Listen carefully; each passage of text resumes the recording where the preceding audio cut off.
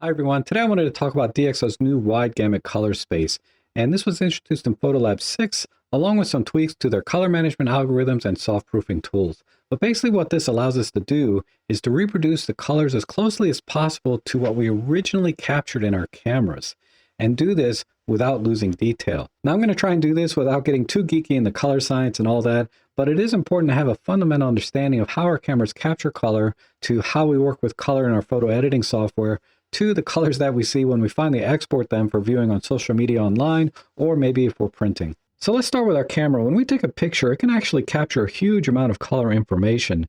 And this color is not in any particular color space. So we call this the sensor's native colors. And basically it's everything in the visible spectrum and beyond. And then when we go to save this image, we can save it as a RAW file, or we can save it as a JPEG. And in JPEG, a lot of times we can choose if we want to save it within the Adobe RGB color space or within the sRGB color space. Basically, the difference between the RAW images and the JPEG images is we have to convert the sensor's native colors into a smaller color space, in this case, Adobe RGB, and then here we have the sRGB, which is even a smaller color space. And color compression is essentially what I'm going to show you here is, let's say this is the sensor's native color space for red. And basically it can capture very deep reds and then gradually fade off to very light reds. But arguably this entire bar here is red. Now, if we need to compress this bar into the Adobe RGB color space, it may take everything from the top here, this very deep red, down to about here, which is a little bit lighter red, and average that and create this one red color. And this is what's going to get saved to the file in terms of color information. And JPEGs will do that even more. The bar may be way down here, and it'll compress the entire range of red here into a single red over here. All right, so take this for example. I have a raw image here, a little part of the sky, and I just bring the highlights in, and then I increase the contrast because I like the texture in the clouds. Now, if I do the same thing to a JPEG image, I can bring the highlights in, and it did a pretty good job, but when I increase the contrast, you can see there's all of this banding because it didn't have the color information to smoothly graduate from the lighter tones of this blue to the darker tones. Now I want to explain exactly what a color space is. Now, if we look at this diagram, it's called a CIE chromaticity diagram. What we're seeing here is mapped out all of the colors that a person with like average vision can see. So, you know, we can see all different shades of green, all different shades of blue, and all different shades of red. And inside here, I have a dotted line. This is called a pointer's gamut, and I'll come back to this a little bit later. But the sRGB color space, for example, is going to be a subset of all the colors that we can actually see. So here's the sRGB color space. And as you can see, it just covers everything in this triangle, but it's still missing some of the reds, a lot of the greens, and some of the blues here. And this is why, for example, when we were trying to pull in some of the blues of the sky in the previous image, it had to compress all of these shades of blue down to a color inside this triangle. And if there were some blues over here, they all got compressed to the same color blue or point inside the sRGB color space, and that's why we saw the banding. Now, let's overlay a bunch of common color spaces. I'm sure you've heard of all of these. We have the ProPhoto RGB, the sRGB, Adobe RGB, Display P3, and the new DXO wide gamut. And if you look closely, you can see here's the sRGB color space that we just looked at. Here's the Adobe RGB color space, and you can see it's quite a bit larger than the sRGB. And then this red line is the ProPhoto RGB, and this covers the largest area of all the color spaces. And then finally, this green line here represents the new DXO wide gamut. And it is actually smaller than the ProPhoto RGB color space. But there's a reason for that, and we'll get into that in just a minute as well.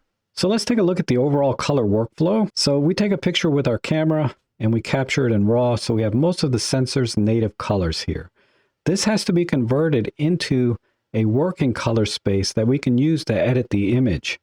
The working color space can be the Adobe RGB color space or ProPhoto RGB, or in Photolab's case, now the new DXO wide gamut color space.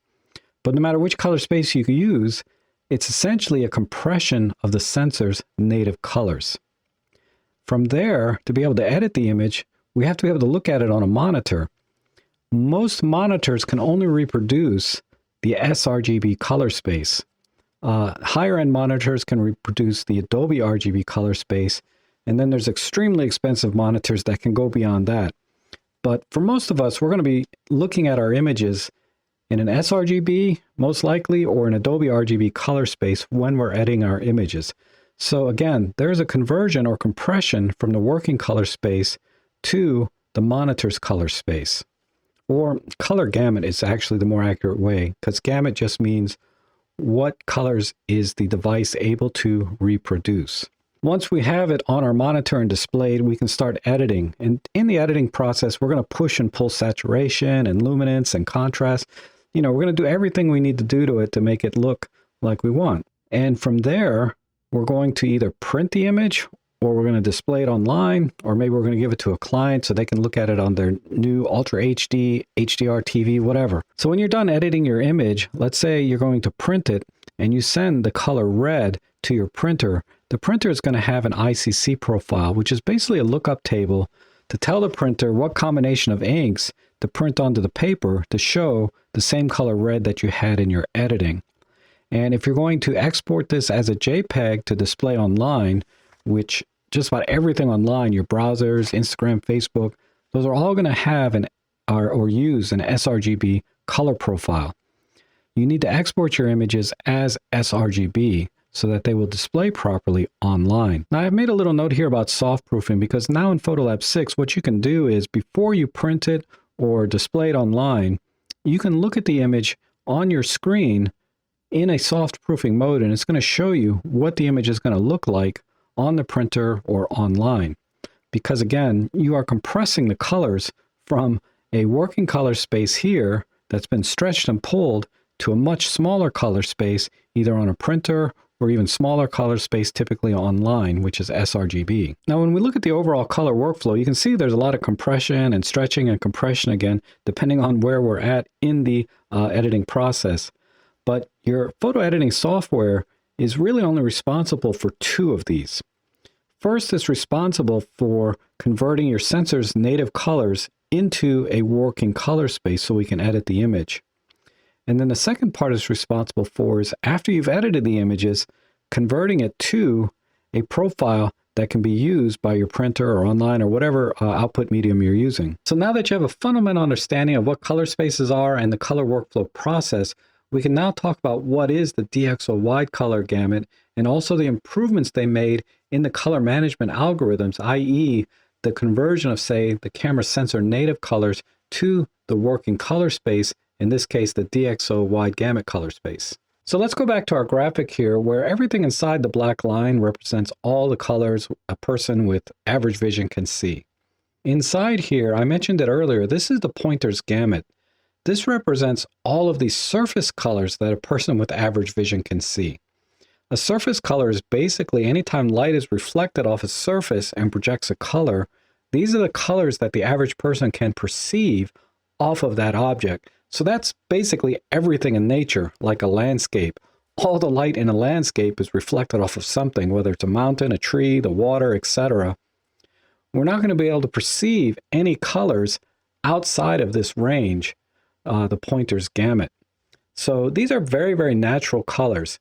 Colors outside of this range, we can see them, but they're typically artificially generated, like by laser, or like if you're looking at this blue screen now, this blue screen I generated on the computer, and it's a perfect blue. It's basically a spectral color, a single wavelength of light, but this particular color never occurs naturally in nature, because when light's reflected off something and projects a color, that color is going to depend on the source of the light, which usually is the sun, but the sun can be in different stages, right? It can be sunset, where the colors are very yellow and warm, or it can be midday, where the colors are very strong and more bluish tint, and the color being reflected off whatever object is going to be different.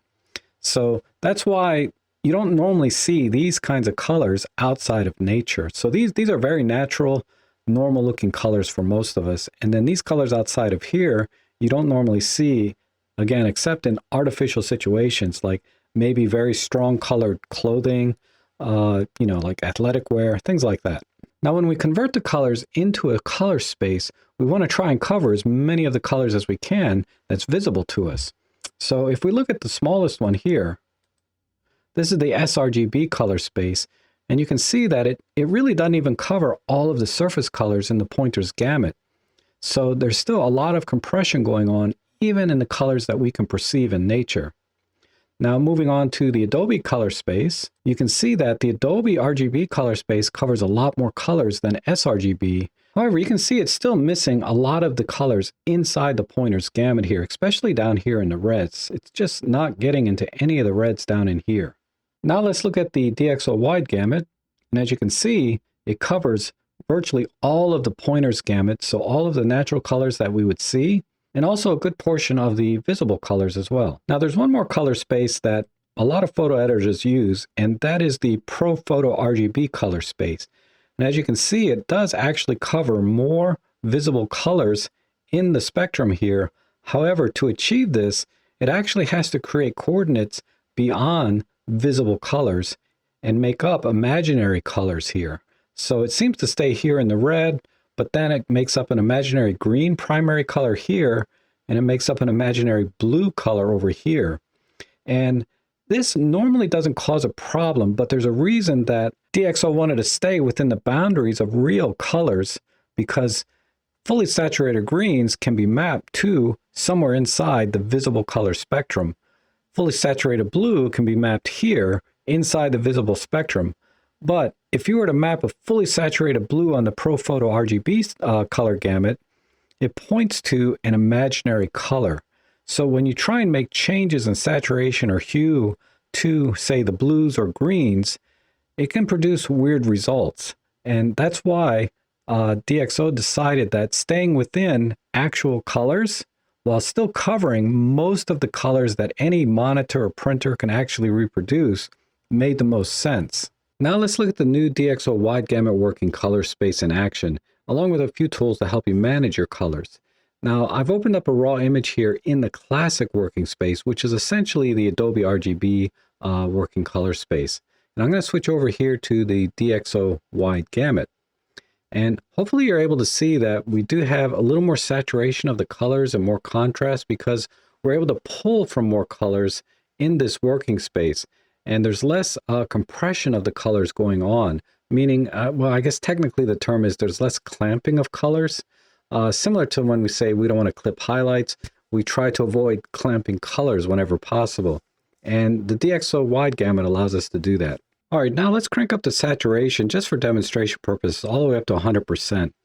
And as you can see, the colors are much richer and oversaturated to the point that we're actually starting to lose detail. However, there is a tool in the color rendering panel here called Protect Saturated Colors. So let me turn on the color rendering panel, and then let's go to a neutral color profile. And what I'm going to do is I'm just going to crank up the intensity on the Protect Saturated Colors to 100%.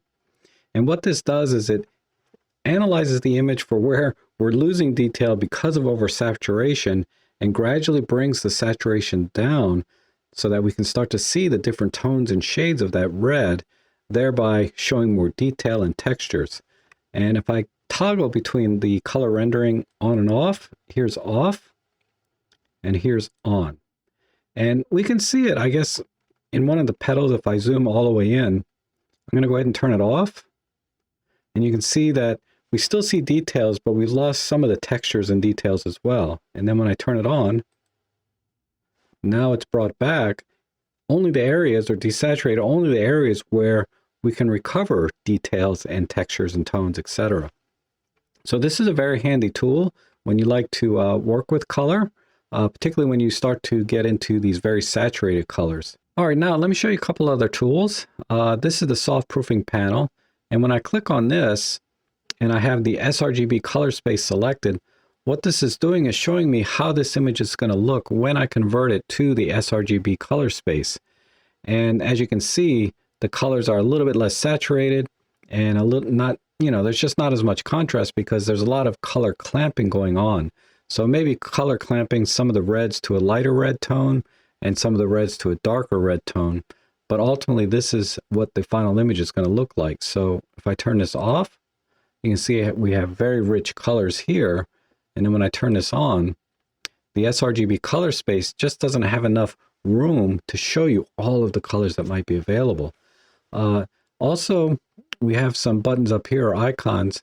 This first one here is the monitor gamut warning, and then this one is the target gamut warning.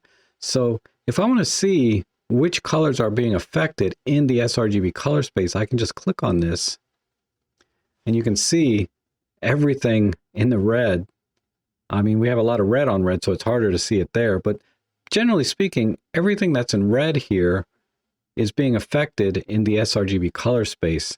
Now, it's just a false color. It's not giving you any indication of how much it's being affected, how many colors are being sort of clamped, but it is showing you every color that is having an issue in the sRGB color space. So let me turn this off. We also have the monitor gamut warning. Let me click on that. And you can see that everything in blue is telling me that these are the color areas that my monitor is not able to fully display either, because my monitor has its own ICC profile. In this case, I'm using display P3, but my monitor can't properly show all of the colors in this image either. So let me turn this off, and Photolab is intelligent enough to look up your ICC profile for your monitor, then compare that against the current gamut of colors and show you the differences. So let me give you an example. What I'm going to do is I'm going to drag this image over to another monitor I'm using that doesn't have as good a display and therefore has a different ICC profile. Now watch what happens when I click the gamut warning for the monitor. Almost everything is turned blue, much more, because this monitor that I'm displaying the image on has a different ICC profile. And this monitor I know is a much lower quality monitor than I was using just before. Now what I want to do here is show you the difference in when you're working in Photolab 6 versus say another photo editor, in this case Lightroom.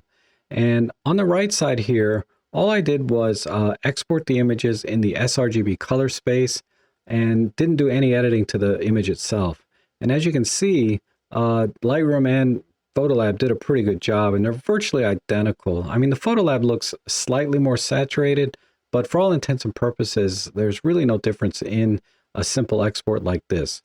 But when you start to do some editing, and I did an extreme edit here just to illustrate the difference. I did 100% saturation on both flowers here, or both images. And if we zoom in, you can see that Lightroom really saturated the heck out of this flower and lost a lot of the details and tones and textures. However, in Photolab 6, I pushed the saturation to 100%, but I also checked the box, protect saturated colors.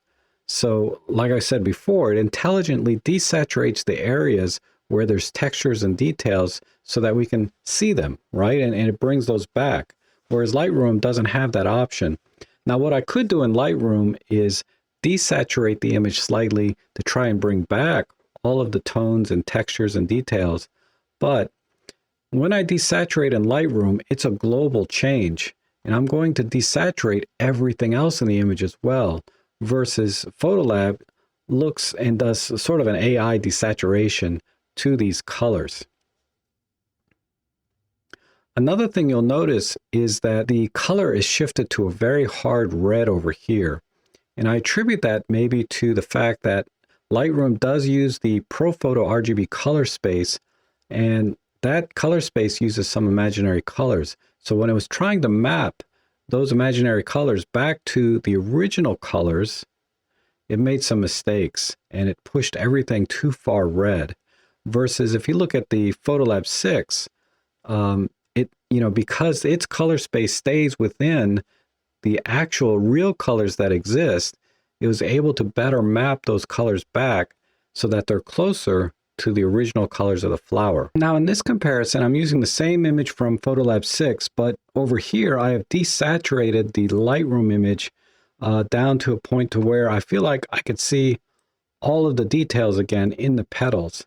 And even though I desaturated this, and this is now down to just plus 25, I can see that this area in here is still a bit oversaturated compared to the Photolab, where there's a lot more texture and detail here in the petal than there is in Lightroom, even though I had to desaturate the Lightroom quite a bit.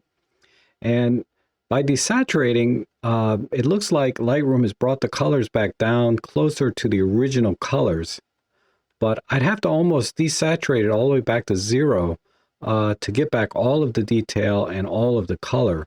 Whereas in Photolab 6, I could probably just desaturate a little and get back all of the color, but still maintain all of the detail.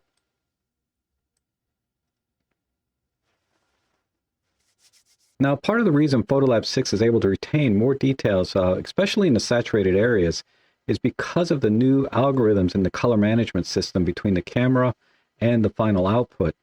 So if we look again, here are the sensor's native colors, and we're going to convert either to Adobe RGB, or in this case, we're converting to sRGB.